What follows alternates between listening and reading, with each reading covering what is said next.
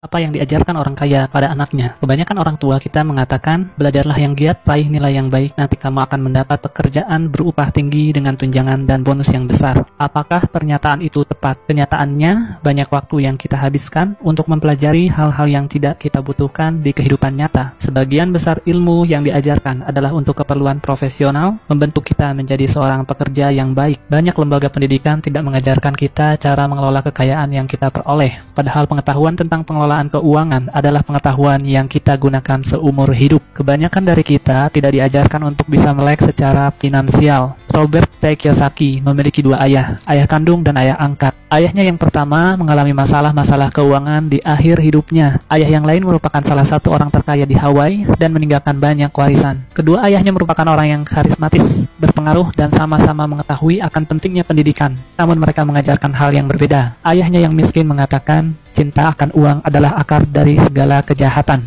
Ayahnya yang kaya mengatakan, kekurangan uang adalah akar segala kejahatan. Ayahnya yang miskin mengajari agar menjadi seorang yang pandai dan cerdik sehingga nantinya bisa bekerja di perusahaan besar. Ayahnya yang kaya mengajari agar memiliki perusahaan dan mempekerjakan orang yang pandai dan cerdik. Ayah yang miskin menyuruh untuk menabung. Ayah yang kaya menyuruh untuk berinvestasi. Saat kondisi sulit, ayahnya yang miskin mengatakan, saya tidak mampu mencapainya. Ayah yang kaya mengatakan, bagaimana agar saya mampu mencapainya? Ayah yang miskin mengajarkan kita agar bekerja untuk uang. Ayah yang kaya mengajari bahwa uanglah yang harusnya bekerja untuk kita. Apa pelajaran yang bisa kita ambil dari kisah hidup Kiyosaki? Pelajaran pertama, orang miskin dan kelas menengah bekerja untuk uang. Orang kaya mempunyai uang yang bekerja untuk mereka. Manusia dipenuhi oleh rasa takut dan hasrat. Takut hidup tanpa uang memotivasi kita untuk bekerja keras. Setelah itu, kita mendapatkan penghasilan. Selanjutnya, hasrat atau nafsu mengajak kita untuk memikirkan hal-hal yang indah. Handphone baru, televisi baru, kendaraan baru, liburan, bioskop, dan lainnya. Semakin besar pendapatan, maka semakin mewah keinginan seseorang dan semakin besar juga pengeluarannya. Ketakutan dan hasrat ini berlangsung terus hingga yang tersisa adalah tagihan cicilan dan berbagai hutang.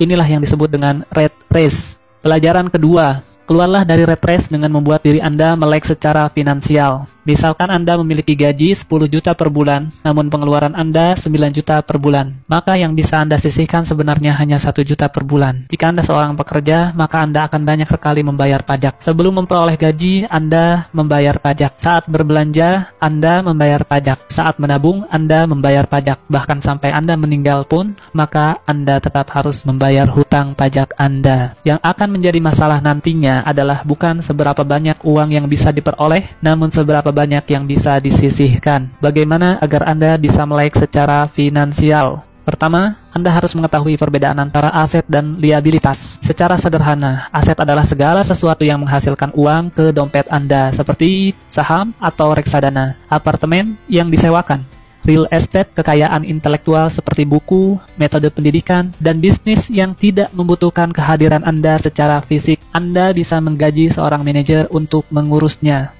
Liabilitas adalah segala sesuatu yang mengeluarkan uang dari dompet Anda. Contohnya adalah hutang kartu kredit, hutang sewa, televisi baru, handphone mewah, asuransi, dan lainnya. Orang miskin memiliki pengeluaran harian yang tinggi. Kelas menengah membeli liabilitas yang mereka pikir adalah aset, dan orang kaya membangun kumpulan aset yang kuat untuk menghasilkan pendapatan. Kelas menengah mendapati dirinya berada pada pergulatan keuangan yang terus-menerus. Pendapatan utama mereka adalah gaji. Semakin tinggi gajinya, maka semakin keras mereka bekerja dan pajaknya pun semakin tinggi. Pengeluaran juga meningkat seiring peningkatan gaji, sehingga istilah rat race menjadi cocok untuk mereka. Bukannya berinvestasi di aset sesungguhnya, kelas menengah malah memperlakukan rumah mereka sebagai aset utama. Orang kaya semakin kaya karena mereka terus mengumpulkan aset dan berinvestasi untuk menghasilkan pemasukan yang akan melebihi pengeluaran mereka sendiri. Lalu kenapa rumah bisa bukan merupakan aset, namun liabilitas? Orang bekerja dalam waktu yang panjang untuk membayar kredit rumah. Orang juga membayar untuk pajak rumah, pengeluaran untuk perawatan rumah, dan biaya lingkungan, telepon, listrik, PAM. Ditambah lagi, nilai bangunan rumah itu sendiri bisa terdepresiasi atau menurun dari waktu ke waktu. Anda akan banyak mengeluarkan uang untuk membayar cicilan dan perawatan rumah. Nasihat ayah kaya, bila Anda ingin membeli rumah, pertama kali Anda mesti mempunyai arus kas dari aset Anda. Aset ini yang akan menghasilkan uang dan kemudian digunakan untuk membayar rumah yang Anda beli. Konsentrasikan usaha Anda untuk membeli aset-aset yang menghasilkan dan upayakan untuk menjaga liabilitas dan pengeluaran di tingkat yang serendah mungkin. Pelajaran ketiga, mulailah mengelola bisnis Anda sendiri. Anda bisa tetap bekerja di pekerjaan Anda sekarang, tapi mulailah berpikir untuk memiliki bisnis sendiri. Kiyosaki menjual mesin fotokopi dan mendapatkan pemasukan berdasarkan komisi dari perusahaan Xerox. Dengan penghasilannya ini, dia membeli real estate dan dalam waktu 3 tahun, real estate-nya sudah menghasilkan pemasukan yang jauh lebih besar dari gaji yang diterima dari Xerox. Dia tahu bahwa untuk keluar dari rat race dengan cepat, dia harus bekerja lebih keras dengan menjual mesin fotokopi lebih banyak lagi dan mulai membangun bisnisnya sendiri. Jangan membelanjakan semua gaji yang Anda dapat. Bangunlah portfolio aset. Saat aset Anda sudah menghasilkan pendapatan yang cukup, maka Anda boleh membelanjakannya. Kiyosaki kemudian keluar dari tempat kerjanya dan membangun bisnisnya sendiri secara penuh waktu. Pelajaran keempat, bayarlah diri Anda terlebih dahulu. Pajak pendapatan telah diterapkan kepada penduduk di Inggris sejak tahun 1874. Di Amerika Serikat sendiri baru diperkenalkan pada tahun 1913. Saat ini pajak yang direncanakan hanya untuk orang-orang kaya, peleset, sehingga kelas menengah dan orang miskin juga ikut terkena pajak. Kenyataannya, orang kaya selalu mempunyai cara untuk melindungi diri dari pajak yang tinggi, yaitu dengan membuat perusahaan. Perusahaan bukanlah selalu berupa fisik gedung dengan nama perusahaan dan logo yang terpampang di luarnya. Perusahaan adalah dokumen yang berada di lemari pengacara atau notaris yang sah secara hukum. Perusahaan menawarkan keuntungan pajak dan perlindungan dari jeratan hukum. Ini adalah cara yang sah untuk melindungi kekayaan Anda. Orang kaya telah menggunakan cara ini dari generasi ke generasi. Pelajarilah lebih lanjut dan temukan aturan-aturan pajak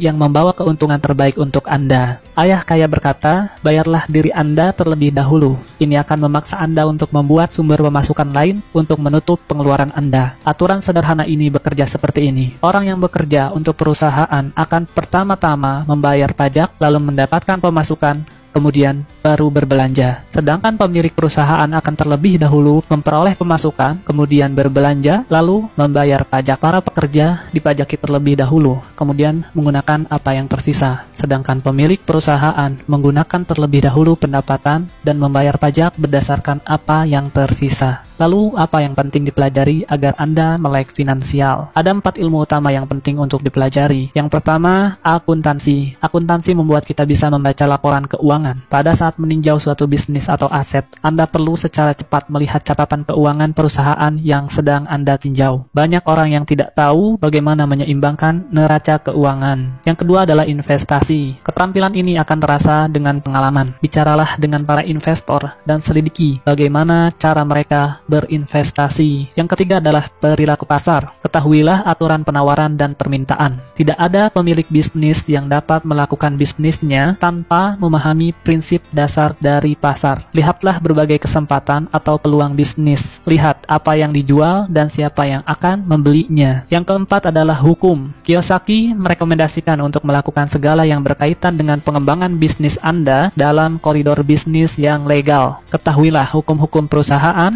aturan lokal, dan aturan akuntansi yang berlaku. Pelajaran kelima, belajarlah untuk menjadi investor profesional. Ayah kaya menjelaskan bahwa ada 2 jenis investor. Yang pertama adalah pembeli paket investasi. Ini adalah investor yang menelepon retail outlet, perusahaan real estate, stockbroker, atau perencana keuangan dan menaruh uang Anda dalam portfolio investasi yang sudah ada. Cara ini merupakan cara tercepat dan praktis. Yang kedua adalah investor profesional. Rancang sendiri investasi Anda, lakukanlah penawaran aset-aset Anda, dan cari berbagai kemungkinan dari kesempatan yang ada. Ayah kaya sangat menganjurkan jenis investor ini. Anda perlu membangun 3 keterampilan dasar untuk menjadi investor jenis ini. Yang pertama adalah identifikasi kesempatan atau peluang yang dilewatkan oleh orang lain. Yang kedua, belajar bagaimana mengumpulkan uang atau modal. Yang ketiga, belajarlah mengelola orang-orang pandai di sekitar Anda. Belajar untuk mengidentifikasi hal yang menguntungkan Anda, namun masih tersembunyi dalam negosiasi bisnis. Contohnya, bisnis yang sebenarnya dari McDonald bukanlah hamburger yang dijual, namun real estate yang nyaris gratis di bawah gedung franchise McDonald itu sendiri. Di setiap persimpangan yang ramai dalam kota di seluruh dunia, itulah kekayaan sebenarnya dari para pemilik franchisee McDonald. Yang perlu diingat adalah, dalam setiap investasi, selalu akan ada resiko. Anda harus belajar bagaimana caranya mengelola resiko tersebut, dan bukan malah menghindarinya. Pelajaran keenam,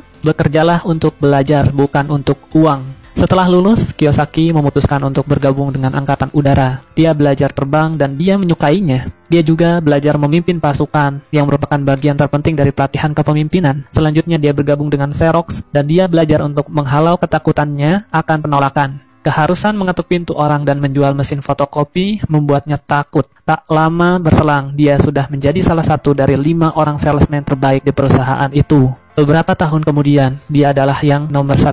Setelah belajar menaklukkan rasa malu dan takut akan penolakan, dan menjadi nomor 1, dia keluar untuk mulai membangun kerajaan bisnisnya sendiri. Pelajari berbagai keterampilan menjadi seorang public relations, marketing, advertising. Ambillah pekerjaan sambilan dengan tujuan untuk belajar lebih jauh lagi, bukan untuk uang. Dalam sistem pendidikan kita, sekolah mengajarkan orang menjadi seorang profesional. Profesional akan menjadi seorang spesialis hingga mereka tak mampu bekerja di luar bidangnya dan membutuhkan serikat pekerja untuk melindungi posisi atau pekerjaan mereka. Ingatlah, Anda bisa menjadi seorang profesional, katakanlah belajar menjadi seorang pilot jika ingin belajar terbang. Namun, pada saat yang sama, mulailah berpikir untuk mengembangkan bisnis Anda sendiri. Orang kaya mendidik anaknya berbagai hal yang berkaitan dengan bisnis itu sendiri. Mereka memindahkannya dari departemen yang satu ke departemen yang lainnya, hingga ia dapat belajar tentang keterkaitan antar departemen yang ada. Spesialisasi bukanlah yang terpenting di sini, namun mengambil pelajaran di semua departemen sangatlah penting untuk modal melihat suatu bisnis secara keseluruhan.